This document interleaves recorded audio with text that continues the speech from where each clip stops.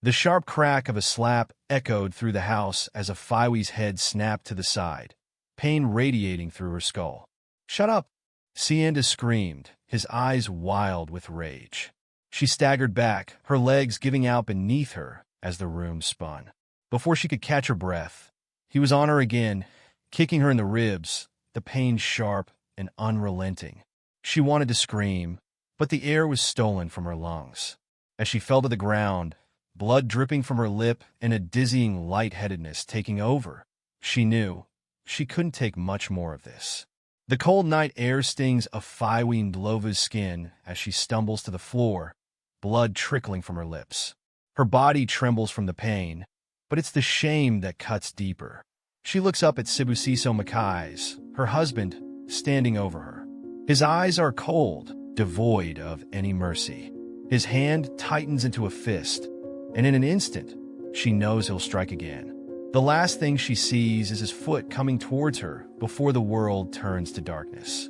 The sound of rain pounding on the roof of the small suburban house was a constant reminder that nothing in Aphiwe's life had ever been under her control. The shadows danced across the walls as thunder rumbled outside, but inside, there was no peace, no escape. Sibusiso had been waiting for her in the living room. He had been quiet lately, too quiet, and that was worse than when he yelled, when he broke things, when he hurt her. Aphiwe learned long ago that silence from him was dangerous. "Where are you?" Sibusiso's voice echoed through the house, low and menacing. Aphiwe, having just gotten out of the shower, hesitated for a moment, adjusting the towel around her. She knew better than to answer him too quickly. "I'm coming," she called out, her voice trembling slightly as she wiped away the steam fog from the bathroom mirror. She walked into the room slowly, her feet dragging on the wooden floor. He was standing near the window, staring outside, his back to her. It felt like he could feel the distance between them, even when they were in the same room. "Did you even try to cook today?" He didn't turn around to face her, but spoke with that same cold, emotionless tone that made her stomach drop. Aphiwe bit her lip, fighting back the urge to snap. She knew better than to talk back, especially now. If she said anything wrong, if she showed any sign of defiance, it could lead to worse. The worst. "I'm sorry," she whispered, her voice cracking slightly. "I'll do it tomorrow. I wasn't feeling well." Sibusiso turned then, his eyes narrowed, lips curling into a twisted smile. "You've been sick for days, Aphiwe. What excuse will you give me next?" He stepped forward, and Aphiwe took a step back, instinctively afraid. The change in his demeanor was like a switch, and she had learned long ago that when he was like this, she was powerless. "Do you know what I think about your little excuses?" He was now just inches away from her, his breath hot on her face. "I think they're all lies. Just like you." The insult hit like a slap, and Aphiwe's hands clenched at her sides. She wanted to shout, to scream back at him, to tell him that she had been through enough. But she knew better. He wouldn't stop until he broke her completely. "You don't deserve to be here," he spat, his eyes darkening with anger. "But you will stay, Aphiwe. You will stay because my father made a promise. And you." His voice wavered, but there was something in his eyes that made her freeze. The bitterness, the hatred. She had never seen him like this before, and she had no idea why. "You'll stay because I'm the one who owns you now. And if you try to leave..." He trailed off, and Aphiwe felt her heart race. A blow struck her across the face before she could even react, and she stumbled back, hitting the wall behind her. The room spun for a moment, and she felt the sting of the slap burn into her skin. Sibusiso didn't stop. He grabbed her by the hair, pulling her up with such force that she cried out in pain. "You're nothing but a piece of property, Aphiwe, and I will treat you like it." She tried to pull away, tried to break free, but his grip tightened, and she felt herself losing the fight. Her head swam, her vision blurred, and before she could even gather herself to speak, the door opened. It was the neighbor, an older woman, who had heard the commotion. "Sibusiso," she shouted, rushing into the house. "Stop! What are you doing?" For a brief moment, it seemed as though he might listen. But then, as if her presence meant nothing, Sibusiso pushed Aphiwe aside and turned to face the woman, his anger now redirected. I don't want to hear it, he growled, his voice so low it sent chills down Aphiwe's spine. The neighbor hesitated, fear in her eyes, before she quickly retreated out the door, leaving the two of them alone again. And just like that, Aphiwe was back in the grasp of her tormentor. The rest of the night passed in a blur of pain, exhaustion, and silence. When the morning light finally broke through the curtains, Aphiwe's body ached from the blows she had suffered. But it wasn't the physical pain that lingered the most. It was the growing sense of hopelessness that she could never escape from him. The arrangement that had been made for her before she was even born was closing in on her, suffocating her. And she was trapped. As Aphiwe's body lay bruised and broken, a shadowy figure entered her room. She couldn't see them clearly, but their presence was enough to send a chill down her spine. The door creaked open, and a voice she hadn't heard in years spoke softly. Aphiwe, your father's past is catching up with him. And you're next. Opa Ndlovu sat motionless at the edge of his bed, staring at the cracked mirror in front of him. The weight of his decision was like an iron fist crushing his chest. Every corner of his small, humble house seemed to close in on him. The laughter and lightheartedness that once filled his home had long since faded. Now, only the deafening silence remained. He was a man who had made a promise. The kind of promise that chained him not just to the ground, but to a fate worse than death. The man he owed everything to, the one who had played him like a pawn, was a monster in disguise. Thabo Mbeki. Opa's hands trembled as he reached for the letter. The crisp white paper felt like a weight on his soul. The signature on it sealed his daughter's fate. Aphiwe, his sweet, innocent daughter, caught in the claws of a world she didn't even know existed.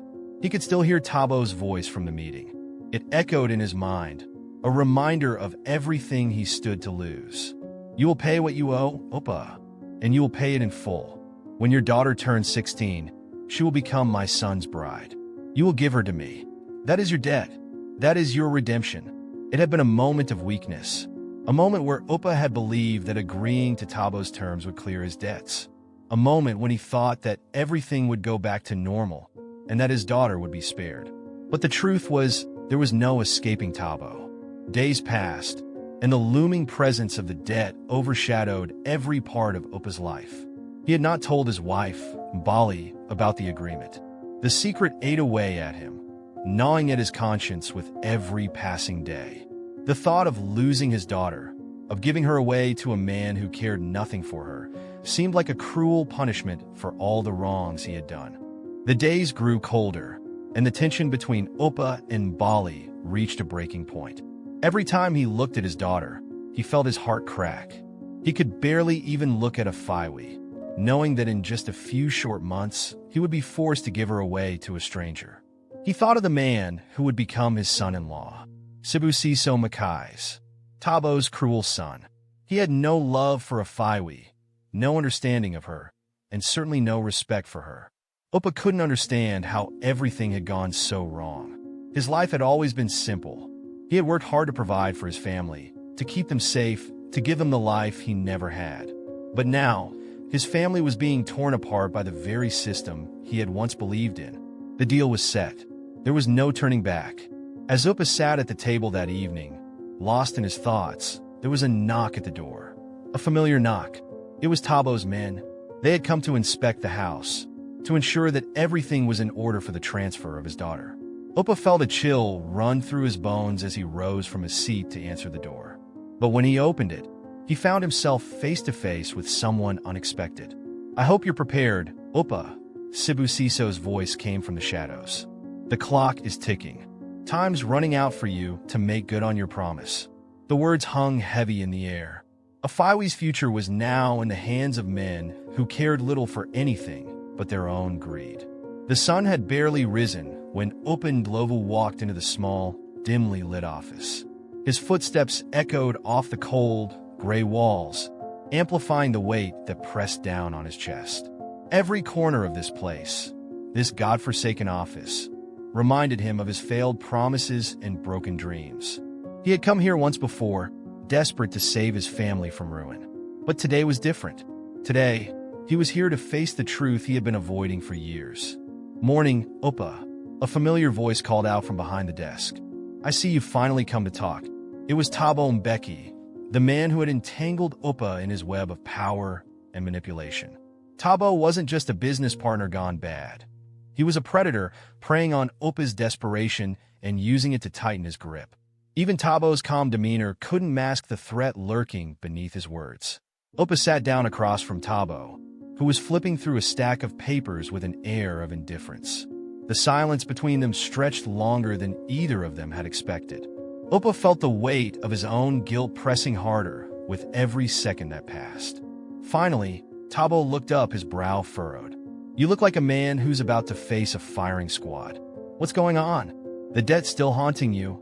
Upa sighed deeply, his hands shaking as they rested on the table. "It's worse than that," he whispered. "You've made your demands. And now, my daughter is part of the price." Tabo's expression didn't change. If anything, there was a flicker of satisfaction in his eyes. "Your daughter?" "Ah, yes, Aphiwe. A promise is a promise, Upa. You knew the terms. When she turns 16, she will become Sibusiso's bride. That's how this works. Debt is debt, and payment must be made." Upa clenched his fists, unable to meet Tabo's gaze. "It's madness, Thabo. She's just a child. She doesn't deserve this." Thabo leaned back in his chair, crossing his arms. "She's not a child, Upa. She's collateral. You agreed to this when you signed those papers. And you're right. She doesn't deserve this. But neither did I deserve the humiliation of watching your pathetic branch collapse under your mismanagement." Upa felt the sting of the insult, but he said nothing. He had no defense. He was too deep in Tabo's trap to fight back now. "What choice do I have?" Upa muttered bitterly, his voice thick with regret. "You've taken everything, Thabo. My business, my reputation, my family's future. This was never about money. It was about control. And you've won." Tabo's cold smile returned. "Control, yes, but also legacy. My son, Sibusiso, needs a wife. And your daughter, well, she'll serve that purpose perfectly. She's beautiful, obedient. She'll do as she's told. Just like you have." The conversation hung in the air like a storm cloud, dark and heavy. Thabo looked at Upa, his face devoid of any pity. "You knew what this was when you agreed to it. So don't come to me now, looking for a way out. There isn't one." Upa stood up, his movements stiff with dread. "I'll prepare her. She doesn't know yet, but she will. And when the time comes, I'll be the one to hand her over, just like you expect." As Upa turned to leave, Tabo's voice followed him. "You're a wise man, Upa. Don't make me regret giving you this deal. Remember, time is ticking." Back at home, Aphiwe sat quietly at the table, her eyes focused on the schoolwork in front of her. She was only 15, but she had already learned to carry herself with the maturity of someone far older. Upa couldn't bear to look at her. Her beauty had always been a source of pride for him, but now it felt like a curse. He couldn't help but see her as the bargaining chip that would free him from the prison of his debts. But that was a reality he couldn't bear to acknowledge. "Aphiwe," he called out softly, his voice unsteady. She looked up at him, a smile on her face that made his heart ache. "Yes, Daddy?" she asked, her voice filled with warmth. Upa cleared his throat, his hands trembling. "I need to talk to you about something important. Something that might change everything." Aphiwe's smile faltered as she saw the seriousness in her father's eyes. "What's wrong, Daddy?" He hesitated, unsure of how to break the news. How could he tell her that the life she had known was about to be torn apart by a promise he had made in desperation? Just as Upa opened his mouth to speak, the doorbell rang. A sharp, insistent ring that echoed through the house like a warning. Upa's heart stopped. He knew who it was. Sibusiso had arrived. But this time, he wasn't alone. "It's time, Upa," Sibusiso's voice called from the doorstep. "It's time to fulfill your promise. Your daughter will belong to us, whether you like it or not." Upa's entire body went rigid, and for the first time, he found himself asking the question, was it too late to turn back? The ringing of the doorbell echoed through the house like the sound of doom. Upa Ndlovu stood frozen in place, his heart pounding in his chest. Aphiwe had already stood up from the table, sensing the change in the air. The warmth of the evening was gone, replaced by an uneasy chill. "Who's at the door, Daddy?" Aphiwe asked, her voice cautious, but Opa couldn't bring himself to answer. His legs felt heavy as he made his way to the door. He could already hear Sibusiso Makai's deep voice from the other side, laced with the authority of a man who had been given too much power. As he opened the door, Opa was met with the cold, calculating gaze of Sibusiso. The man was tall, imposing, his posture rigid and confident. But it wasn't Sibusiso who made Opa's blood run cold. It was the figure standing next to him. Aphiwe gasped from behind her father as she recognized the man beside Sibusiso. "Tabos!" Her voice cracked with confusion, and Opa's worst fears were confirmed. "What is he doing here?" Aphiwe asked, her voice trembling. "Aphiwe, stay inside," Opa whispered, trying to shield her from the impending storm. But Aphiwe wasn't listening. She had seen too much and heard too many things that no child should ever have to hear. Sibusiso stepped forward, pushing past Opa without hesitation. "It's time, Opa. You've made your promise, and now you must keep it." He looked at Aphiwe, his eyes scanning her form as if she were nothing more than a commodity. Opa's stomach turned, but there was nothing he could do to stop it now. He had made the promise years ago, and Tabo's influence stretched too far for him to break free. "You can't take her," Opa pleaded, his voice shaking. "She's still just a child. She doesn't understand what you're asking." Sibusiso's smile was cold, devoid of any warmth. "That's not our problem, Opa. You promised, and my father expects you to keep your word. Aphiwe belongs to us now." Opa's mind raced as his heart shattered. The man standing before him wasn't just Tabo's pawn. He was an extension of the cruelty that had plagued Opa's life for years. Sibusiso had become just another enforcer in Tabo's empire, someone who would stop at nothing to ensure the promise was fulfilled, even if it meant tearing apart a family. "I won't let you take her," Opa repeated, more forcefully this time, stepping in front of Aphiwe as if he could shield her from the inevitable. His hands were trembling, but his resolve was beginning to harden. "Don't make this harder than it needs to be," Sibusiso warned, his voice low and dangerous. "You know we can take her whenever we choose. The sooner you accept it, the easier it will be for you." Aphiwe stepped forward, her voice small but strong. "What's going on, Daddy? Why are they here?" Opa closed his eyes for a moment, swallowing the lump in his throat. "Aphiwe, listen to me carefully. These people," he stopped himself, not wanting to drag his daughter into this cruel reality. "This isn't your fault. This is something I promised to do a long time ago, to keep our family from losing everything. I never wanted you to be part of this." Aphiwe's face paled, the weight of her father's words crashing down on her. She didn't understand fully, but she could feel the tension, the fear that had clouded her father's usual composure. "But why, Daddy? Why did you make this promise?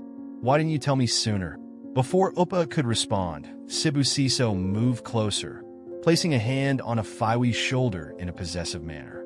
"Because, child, you are a valuable asset. You've always been, and it's time for you to fulfill your part of the deal." Aphiwe shook her head violently, stepping back away from Sibusiso. "No, I won't go with you. I'm not a prize to be traded. I'm not anyone's possession." The words hit Opa like a slap to the face. This was his daughter, his precious girl, who had just discovered that her life was no longer her own. Aphiwe, in her young defiance, was standing her ground. But in her father's eyes, he saw only pain and regret. "Please, Aphiwe," Opa begged, his voice breaking. "Just go inside. I don't want you to see this." But Aphiwe refused to move. She looked him in the eye, her face twisted with confusion and fear. "I don't understand, Daddy. Why are you doing this to me?" Opa could barely breathe as the weight of the moment settled on him. "I'm doing it to protect you, Aphiwe. This is the only way I can keep you safe." But even as he said it, he knew it wasn't true. He wasn't protecting her. He was delivering her into the hands of the man who had already caused so much harm to his family. Just as Opa was about to say more, a loud crash echoed from the kitchen. A figure stormed through the back door, a woman's frantic voice following close behind. "You will not take her." Balindlova's voice rang out, furious and full of rage. She had entered the house just in time to see her daughter being torn from her father's side. Not without going through me. Opa's heart stopped. Mbali had never known the full extent of what had been promised. The truth was out now, and the storm was about to break. The tension in the room was unbearable. Opa Ndlovu stood frozen, his eyes wide with terror as Mbali Ndlovu stood at the doorway, her face a mixture of disbelief and fury. She had heard enough. The truth, buried for so many years, had finally broken free like a dam waiting to burst. Opa, Mbali's voice trembled, but there was an undeniable strength in it. Tell me it's not true. Tell me you didn't make such a terrible promise to these men. Opa's breath hitched. His gaze flitted from Bali to Sibusiso Makai's, and then to Thabo Mbeki, who stood silent, watching the family drama unfold with cold indifference. Aphiwe, still beside her father, looked lost and terrified. Please, Mbali, you don't understand. Opa pleaded, stepping toward her, his voice cracking. I had no choice. I had no choice, Mbali. I promised Thabo.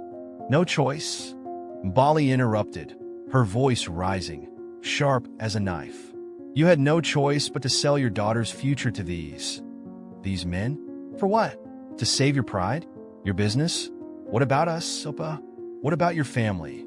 Sibusiso stepped forward then, his hands clasped behind his back, exuding the kind of dominance that left no room for argument. It's too late for regrets, Opa. The deal has already been made. The debts your family owes are beyond anything you can repay. And the promise? Well, it's time for you to honor it. Opa's heart raced.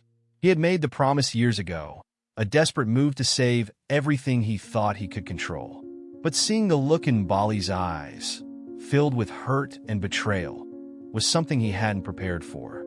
I was protecting us, Bali, Opa said, his voice barely above a whisper, but there was no conviction in it.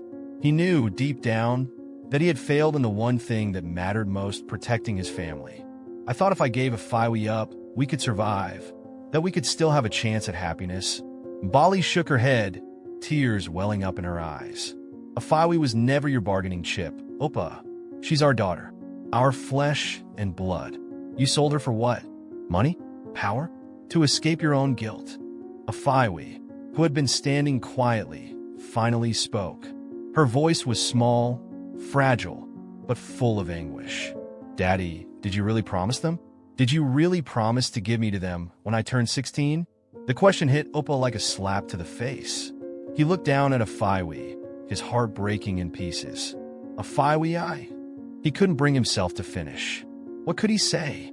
How could he explain to his daughter that the world they lived in had forced him into such a horrible situation? This was never about you, Aphiwe. This was about the things I thought I could control. Sibusiso, growing impatient with the emotional theatrics, turned to Aphiwe. Enough of this. You belong to us now, girl. And it's time you came with us. Aphiwe, her mind still reeling, took a step back. No. Her voice was steady, despite the fear in her eyes. I won't go with you. I don't care what my father promised you. I am not your property. Opa moved toward her, desperately trying to calm the storm. Aphiwe, please, you don't understand. They will take you whether I want them to or not. This is bigger than us. But Aphiwe wasn't listening. Her resolve was unshakable, and her voice, though trembling, was filled with defiance. Then let them come. Let them take me. I won't go quietly. Bali stepped forward, her hand gripping Aphiwe's shoulder. You are our daughter. No one can take you from us. Sibusiso laughed, the sound cold and mocking. Oh, but we can, and we will. The door slammed open again, but this time, it wasn't the authority of Thabo's men walking in. It was a figure Opa and Bali both knew far too well. A figure whose very presence sent a chill through the room. Not if I have anything to say about it, a voice boomed from the doorway. It was Zanil, Bali's older sister, and a woman of fierce resolve. She stood tall, her face stern and unwavering as she surveyed the room. Zanil, Bali gasped, her voice full of both relief and confusion. What are you doing here? I came to stop this madness, Bali, Zanil declared. You are not alone. We will fight for Aphiwe. We will fight for our family. Opa, for the first time in what felt like years, allowed himself a breath of hope. Perhaps, just perhaps, there was still a way out of this nightmare. But Sibusiso's eyes narrowed, and the tension in the room grew heavier. "This is far from over," Sibusiso growled, his eyes turning to Zanil with disdain. "You're making a mistake. You think you can stop us? We'll see about that." And with that, the battle for Aphiwe's future truly began. As Zanil stepped into the room, ready to confront Sibusiso and his men, a loud crash rang out from the back of the house. "No!" Aphiwe cried out, her eyes wide with fear. "What was that?" Opa's heart sank. Something's wrong. Something's terribly wrong. The darkness in the room felt suffocating as the sound of footsteps echoed in the hallway. Aphiwe Ndlovu's breath quickened, her mind racing as she tried to make sense of the chaos unfolding around her. Opa Ndlovu had promised to keep her safe. Yet now, everything seemed to be slipping away, piece by piece. "It's happening," Mbali Ndlovu whispered, clutching Aphiwe's hand tightly. "It's finally happening. The price is being collected." Opa stood in the corner, his shoulders hunched, his hands trembling. The weight of what he had done to his daughter felt heavier than ever. He had never anticipated things would come to this, never imagined the consequences of his promise to Thabo Mbeki. But now, as the shadow of debt loomed over their family, he couldn't escape the reality that it was too late to turn back. "I didn't think it would come to this," Opa muttered, more to himself than anyone else. "I thought I could protect us, that I could fix it. But now they're coming for you, Aphiwe." Aphiwe stared at her father, her expression unreadable. She had spent her whole life in the shadows of her family's secrets. But this was too much. The life she thought she would have, safe, untainted, was crumbling before her eyes. "It's all my fault," Opa said, his voice breaking. "I promised them you. I promised to give you to them when you turned 16. I thought it was the only way to keep us alive, to keep us from starving. I was desperate, Aphiwe." Tears welled up in Aphiwe's eyes, but she swallowed them back. "But that doesn't make it right, Dad. You promised them your daughter. You sold me." Opa's face twisted in agony, but he couldn't deny the truth. His only attempt to shield his family had been to put his own daughter's future on the line, and now that price was coming due. "I didn't know how else to save us," Opa whispered, his voice barely audible. "I thought if I could just buy time, I could figure something out, but—" His voice trailed off. A sudden crash from the other side of the house snapped everyone's attention back to the present. It was the unmistakable sound of a door being kicked in. Aphiwe's heart skipped a beat as a chill ran down her spine. She could feel it. The debt was here. The men who had come to claim her were closer than ever. "No," Aphiwe muttered, her eyes wide with terror. They can't just take me." But Opa didn't respond. He was already moving toward the door, his face grim with resignation. "We have no choice. They won't stop until they take what they've been promised." Mbali grabbed his arm, her grip firm but filled with concern. "Opa, no. We'll fight. We can't just give her away like this." But Opa shook his head. "It's not about fighting anymore. I've already lost this battle. I gave them my word." As the tension thickened in the air, there was a loud knock on the door, followed by the deep, commanding voice of Sianda. "Opa, open up. It's time to fulfill your promise." Opa hesitated, a deep sigh escaping his lips. He glanced at his family, Mbali, Aphiwe, and Zanil, who had moved quietly into the room, her face set with determination.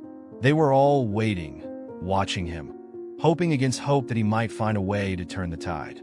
But Opa knew it was too late. The debts had been made. The promise was already sealed. "Open the door, Opa." Sianda's voice was colder now, more forceful. "We're not here for a conversation." Opa moved toward the door, his heart heavy, knowing what would happen once he opened it. He turned to face his family one last time. "I'm sorry," he whispered, his voice barely audible, before he pulled open the door. Outside stood Sianda, flanked by two of Tabo's men. Behind him, in the shadows, stood Sibusiso Makai's, his face unreadable. "You know what we're here for," Sianda said, his tone businesslike, as if this was all just a matter of routine. Opa nodded, his throat tight. He didn't have the strength to argue anymore. "Take her," he said, his voice breaking. Aphiwe stood frozen in place, unable to speak, unable to move. "I won't go with you," she said finally, her voice fierce, though a tremor of fear was evident.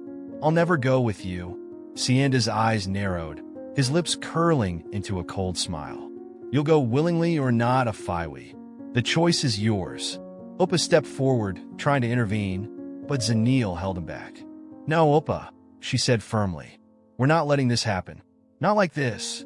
Aphiwe took a deep breath, her eyes meeting her father's one last time. "You can't just hand me over like I'm some possession," she said, her voice trembling but resolute. "I'm not your property." Before anyone could react, a new voice interrupted the scene. "Enough!" The room fell silent as the figure of Thabo Mbeki himself appeared at the doorway, his presence more intimidating than anything else. "Oppa, you know the consequences.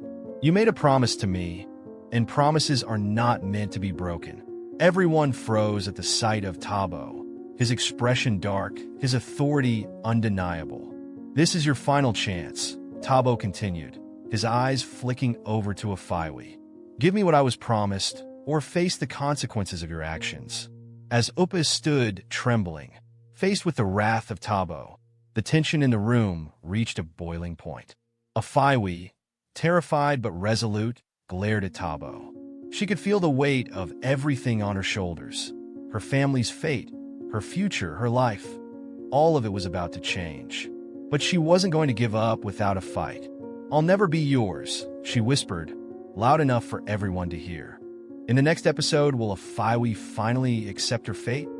Find out what happened to Sibusiso Makai's, why he became abusive in the first place as his history with his single parents unfolds.